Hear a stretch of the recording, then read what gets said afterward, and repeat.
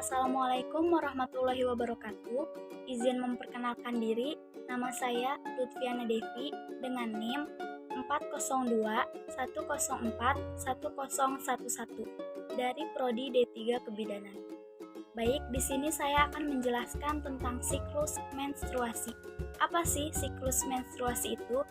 Nah, siklus menstruasi adalah proses bulanan yang ditandai dengan serangkaian perubahan pada tubuh dan organ reproduksi wanita. Dalam proses ini, ada dua hal utama yang akan terjadi, yaitu menstruasi dan kehamilan. Setiap bulan, ovarium akan melepaskan sel telur selama proses yang disebut ovulasi. Di saat yang sama, perubahan hormon akan membantu mempersiapkan rahim sebagai cikal bakal tempat untuk bayi tumbuh dan berkembang. Jika sel telur sudah lepas dan tidak kunjung dibuahi, lapisan rahim yang tadinya dipersiapkan untuk kehamilan akan luruh. Meluruhnya lapisan rahim melalui vagina. Inilah yang disebut dengan siklus menstruasi. Dalam siklus menstruasi, ada 4 fase yang terjadi, yaitu fase menstruasi, fase folikuler atau praovulasi, fase ovulasi, dan fase luteal. Panjang setiap fase bisa berbeda antara satu wanita dengan yang lainnya. Panjangnya fase pada satu orang juga bisa berubah seiring berjalannya waktu. Yang pertama ada fase menstruasi. Fase menstruasi adalah tahap pertama dari siklus haid setiap bulannya.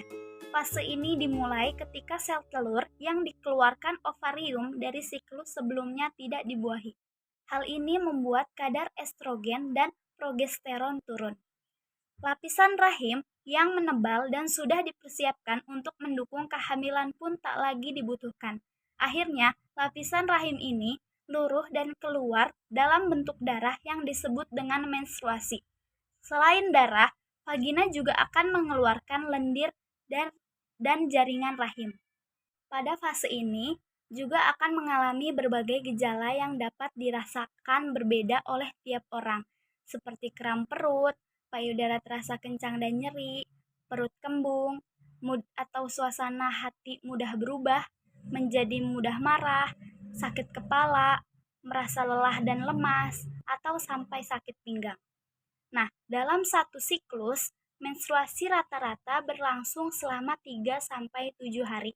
Namun, sebagian wanita juga bisa mengalami haid lebih dari 7 hari. Nah, yang kedua ada fase folikuler atau praovulasi.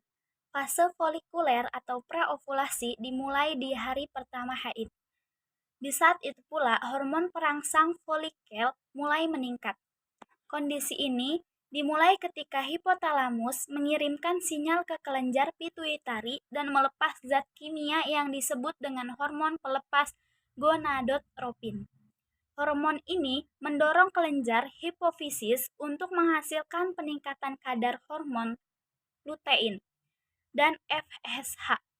FSH bertugas merangsang indung telur menghasilkan 5-20 kantong kecil yang disebut folikel. Setiap folikel mengandung sel telur yang belum matang dalam prosesnya. Hanya sel telur yang paling sehatlah yang akhirnya akan matang. Sementara sisa folikel yang lainnya akan diserap kembali ke dalam tubuh. Nah, fase ini berlangsung sekitar 11-27 hari. Tergantung pada siklus bulanannya. Namun, umumnya wanita mengalami fase folikuler selama 16 hari.